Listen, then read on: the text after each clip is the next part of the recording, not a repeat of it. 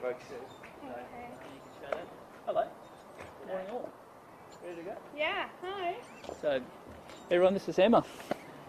Hello. Well, I might just... Yeah, you're fine. Absolutely.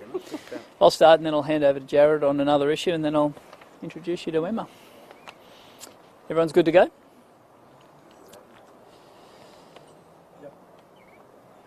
Queensland is in the grip of a youth crime wave, and new figures released today show just how bad it is. In the 12 months this financial year, more cars were stolen from Queensland than anywhere else in the country. That doesn't factor in population. We had more cars stolen from Queensland than New South Wales and Victoria, despite how much larger their population is than us. 17,221 Queensland families had to wake up and go out to the front garage and realise that the vehicle that takes the kids to school, that enables them to get a living, is taken from them through no fault of their own. A decision was taken to water down the youth justice laws, and we are bearing the bad fruit of that. There is a generation of young crims who know that they are above the law, and they are ripping the lives of Queenslanders apart, and we are not going to stop until the state government listens. Overnight, 2 days ago, we had a 13-month-old report that the state government had for 8 months released at 8 p.m. at night. That report had stale information in it. But even within it, it shows how bad the situation is for Queenslanders who are living this youth crime wave, who are losing their cars, whose homes are being broken into. And in a moment, I'll introduce you to Emma, who is the face of why we need reform in this area. But there was a couple of things that report showed, and it makes for sobering reading. It shows that Queenslanders involved in the youth justice space don't believe the state government is equipped to handle this, and that is deeply troubling. It shows that despite all of the commitments from the state government, that youth crime continues to get worse. And just on it, buried in the report, shows that there are more teenagers committing more repeat serious offences, and that shows that the system isn't working. We need a system that allows kids to turn their lives around early, and we need a system that holds those hardcore repeat offenders accountable. At the moment, we have the worst of both ends at either end of the youth justice space, and it is destroying communities. Queensland is in the grip of a youth crime wave, and the government must listen, must reform, and must take action to get our communities back to the safe places that Queenslanders deserve. The Deputy Leader is joining us on another matter today, so I might ask him to say some words and then I'll introduce you to Emma. Well, thank you, David, and good morning. Jarrod, Bleijie, Deputy Leader of the Opposition. I want to address an issue that's circulating in the media today with respect to infrastructure and the lack of infrastructure and the budget blowouts. Queenslanders understand and have to understand that every time there is a budget blowout on infrastructure, it is costing them money. It is costing you money. Every time Mark Bailey and Anastasia Palaszczuk have a blowout on Cross River Rail, for instance, Coomera Connector, the M1, it is costing Queenslanders money. Not only do we have a housing crisis, we have a cost of living crisis. Groceries are going up, transportation's going up, costs of living generally are going up, and so too are the blowouts in this government. If you look at some of the projects, for instance, in Cross River Rail, it's had a $2.6 billion blowout. The Coomera Connector has had a 41% increase in its cost. The Gold Coast Light Rail Stage 3 has had a 72% increase in its cost. This government cannot budget properly. And if they can't budget their own state budget, how can they expect Queenslanders to trust the state government to get things under control? Queenslanders are hurting with the cost of living pressures at the moment, and it is being exacerbated by the fact this government having these projects with billions of dollars of cost blowouts. What I'm really concerned about, as we head to the 2032 Olympic Games, how will this government achieve this vital infrastructure? For instance, better connections to the Sunshine Coast and the Gold Coast. The Sunshine Coast, for example, we have been talking about rail connection from Biwa to Caloundra to Quina to Maroochydore for 25 years. It is time the state government stepped up, put money on the table, match the federal government funding, match the state LNP 50% commitment, and get this vital piece of infrastructure built. We are seeing the cost blowout, the overruns, the time delays. What is not being delayed is the Olympics. 2032, the Olympics will be upon us. We are about to enter 2023. So the Premier can no longer say the Olympics is 10 years away. It's 9 years away. We are quickly running out of time to get this infrastructure delivered. Thanks, Dave.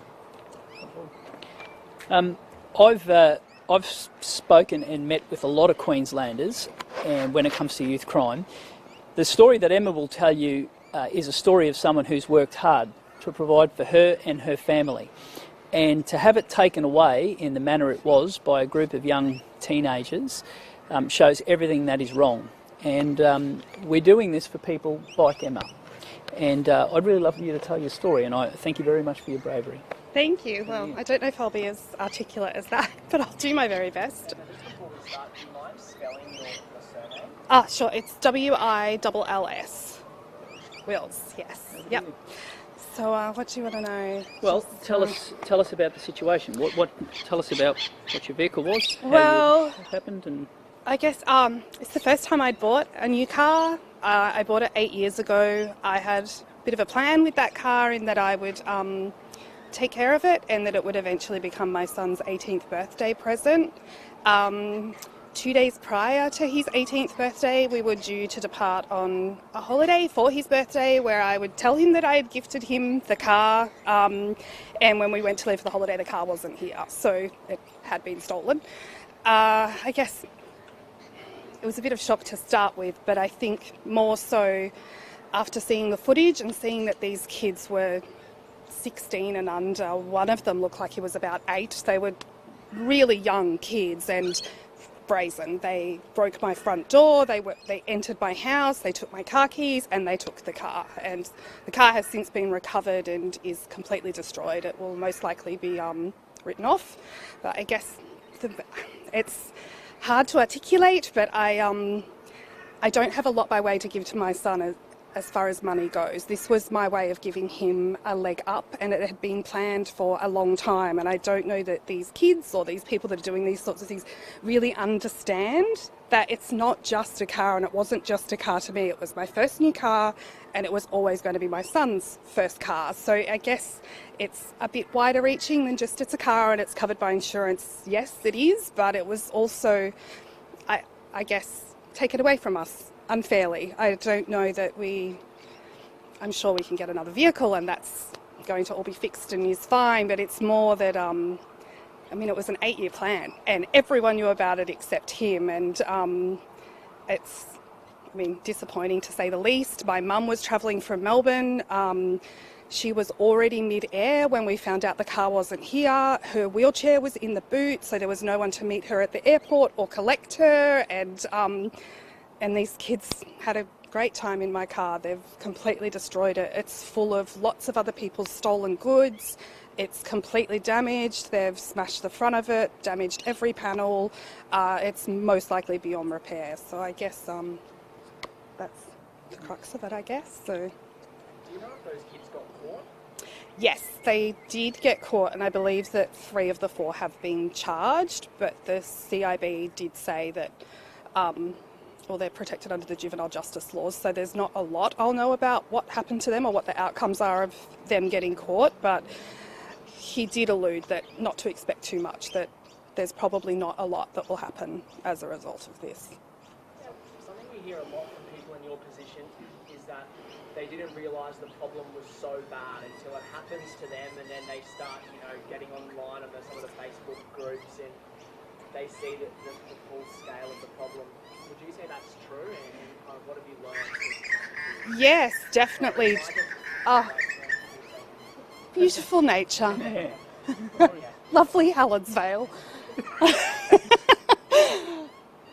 Is that okay? Yeah. I'm sorry, where were we? A lot of people in your position, victims of crime, say, I had no idea how bad the problem was until it happened to me and I started speaking to people about it, and Yeah. you hear everyone else's stories. Yeah.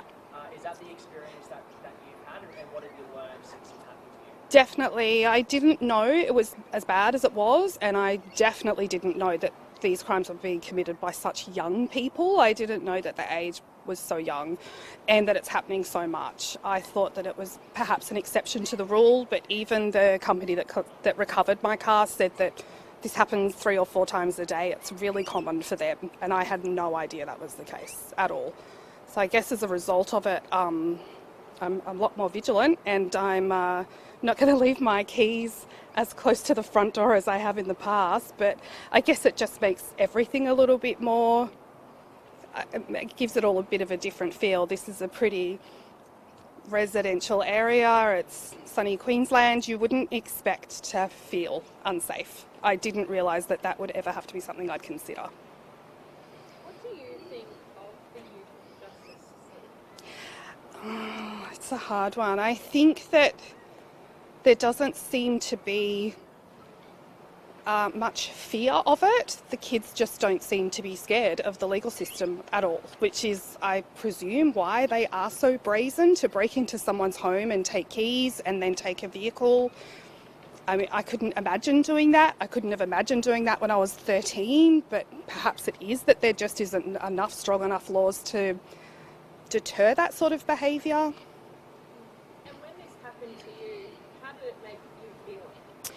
I think overall probably angry, because it had been planned for so long, and that it's very personal as well, that they were in my home, that they destroyed it as well, and that they sort of ruined that plan that was in the works for such a long time. I think anger was probably the best way to summarise how I was feeling about it.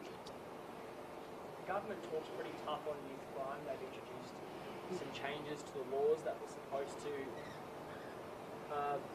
reduce the problem. It seems to be getting worse. If you had a chance to sit down with some of the people in charge, people like the Premier, people like the Youth Justice Minister, the Police Minister who make the decisions, what would you like to say to them? I think I'd like to tell them that what they're doing is not working. It doesn't seem to be a deterrent, and if the rates are going up at the level they are, then there needs to be some pretty systemic change, and I think that probably needs to come from the top down. What about if you had a chance to sit down with the kids who stole your car? What would you say to them? I tell them that they took an old lady's wheelchair who was then stranded at an airport. I tell them that they took my son's 18th birthday present and a car that I saved for a long time, and that although these items are materialistic, they were important to me, and that my son's 18th birthday really wasn't what it was supposed to be, and they've taken that and they can't really give it back. It's not something that can be repaired, I guess.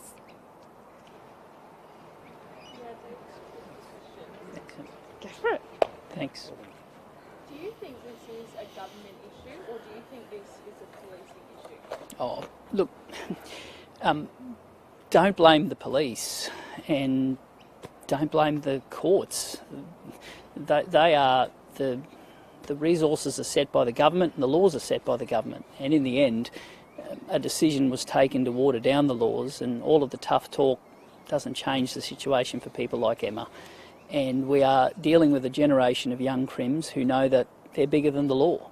They know that their rights are more than the rights of a victim, and we've got to change that. We owe it to every Queenslander to change that, because in the end, the only thing that changes is the victim. It's the same kids committing the same crime, it's just a different family that's being ripped apart. And that culture's got to change. And all of the talk about tough laws and all of the nonsense, people are seeing through it. The figures don't lie. And something's got to change, and it's got to change quickly. Do you think the government needs to bring in maybe a new model, at least maybe for the Gold Coast and North Queensland? I know that was spoken about a bit yesterday. Is there something we can change? We are seeing the crime wave across Queensland. It's, Kansas figures in the last 12 months are up nearly 80%. Townsville has jumped. Toowoomba, a once peaceful communities being ripped apart by repeat young offenders. North and south of Brisbane, Mount Isa. So it's not specific to one area. These are real stories, and it's happening across the state. And when you look at the figures in terms of the car theft, the vast majority of those are young people. So nearly 60% of cars that are being stolen by youth. It shows you that they aren't scared of the law. They believe they're above the law. They're posting on social media. They're taunting police to chase them.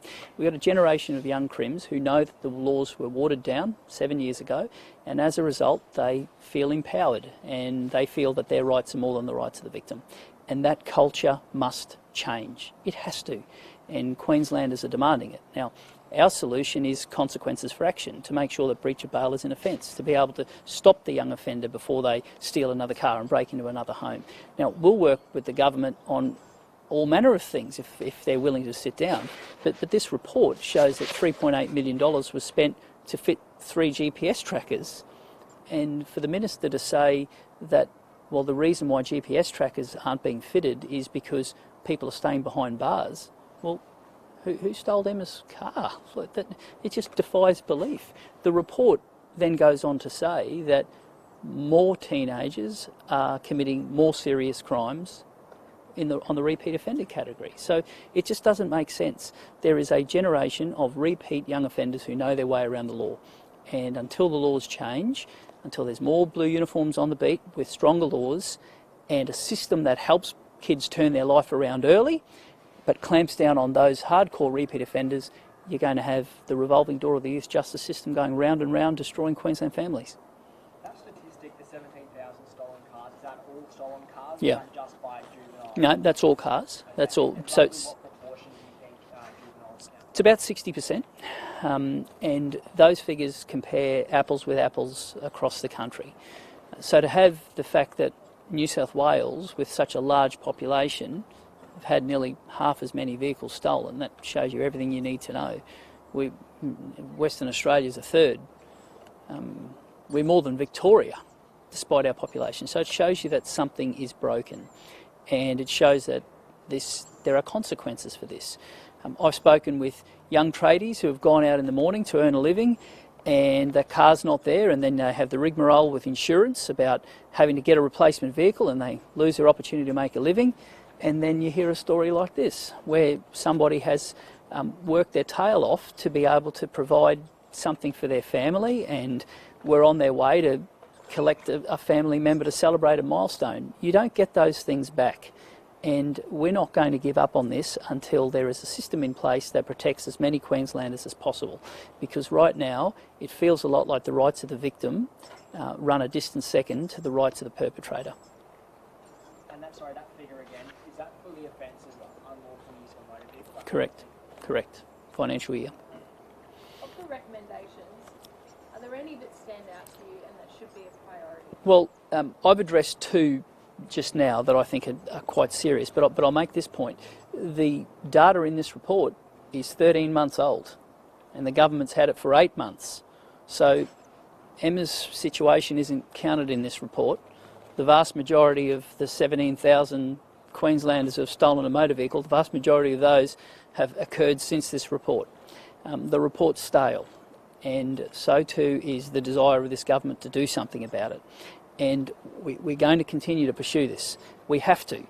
We owe it to every Queenslander too. There has to be consequences for actions. And anything short of that is selling Queenslanders short. They go to work, they pay their tax, they deserve to have a government that's got their back. Lastly, I just want to ask Rob, pretty sure his name is Rob, who wrote the report. He mentions in there that it was actually really difficult for him to look at the data because every agency collected data differently. Do you think some of the information, as a report writer, how are you supposed to accurately show the data? I heard those comments, and to his credit, he put a bucket load of work into this. But it shows that the culture around using data and the state government sharing data isn't what it should be. And my commitment is to have an open data minister. It is public data, so that means it belongs in the public, and it shouldn't be held in different buckets to make it more difficult to extract the information. If data is generated, if it's paid for by taxpayers, it belongs in the hands of taxpayers. And that enables transparency. It also enables you to hold people accountable, to hold your ministers accountable, senior public servants accountable. That's a good thing. That's how you drive culture. And at the moment, we don't have an open data minister in Queensland. We should have one. We don't have a customer service minister in Queensland. We should have one. We don't have a minister for integrity. We should have one. Now, we have shadow portfolios for all of those. I'm serious about this. I'm serious about changing the culture. I'm serious about making sure that Queenslanders know that the data that the government holds belongs in their hands, and my commitment is to make sure that that changes. It's a very complex issue though, isn't it? Because, I mean, for starters, there's just not enough youth justice beds, cells, to put these kids in. And then also there's evidence that potentially locking kids up does more harm than good. There's a bit of talk now about some states raising the age of criminal responsibility. The concern is that if you incarcerate kids, you're essentially raising a generation of hardcore adult criminals, and that's an adult problem you have to deal with down the road. Great. What do you think is the solution? Is it something that's going to take a lot of money to fix a more of a holistic approach? That is a great question. And Mackenzie, at the moment, we are failing kids inside the watch house and out in the street. And we're failing Queenslanders inside their homes and in their workplaces. So my solution is really simple, and that is we need to be more focused on turning kids' life around early in their journey of crime. And that means early intervention. That means ensuring that breach of bail is an offence so that you can intercept them before they commit the next crime, particularly those early on in their journey of crime. That is really important. And I want to see programs that enable a generation of kids to turn their life around. Likewise, I want to see those hardcore repeat offenders dealt with in line with community expectations. If we get that balance right, that will be not only the best way to keep the community safe, long term that's the best use of your resources. You can divert kids before they spend a lifetime in jail. And at the moment we're failing kids at both ends of the spectrum. Thanks everyone. Thank you. Thanks. Thank you very, very much. Yeah, well this was, well, let me, you can explain.